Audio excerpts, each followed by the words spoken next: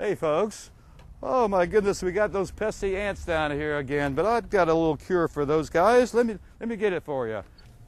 We have a little homemade spray here, University of Florida recipe of soap and oil. It makes a nice general insecticide, and it should take care of these ants and almost any other critter that will come along. And we're going to have to mix up some more because we're getting it down to the end of our spray here. I didn't have quite enough spray over there, so we're going to mix some of this up right here with you.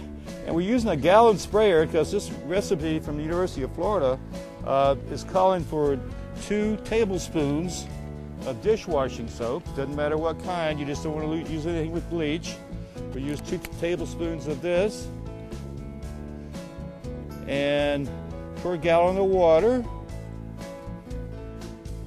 And we're also going to use an inexpensive cooking oil, and we use 2 spoons of that. So we've got some soap, we've got some oil, and that makes a nice gentle insecticide. And you can actually keep it in the sprayer, it won't go bad on you. We'll just add our water to it here.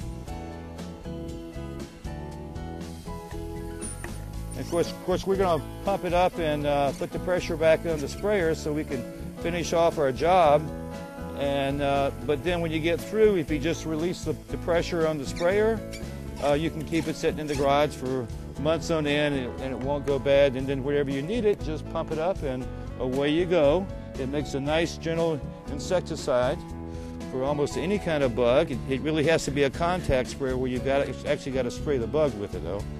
And the only negative thing about this is be careful that you don't spray. It's got an oil base to it, so be careful that you don't spray it in the heat of the day. You want to spray in oil solutions in the afternoon so it has a chance to dissipate before the heat gets to it in the summertime.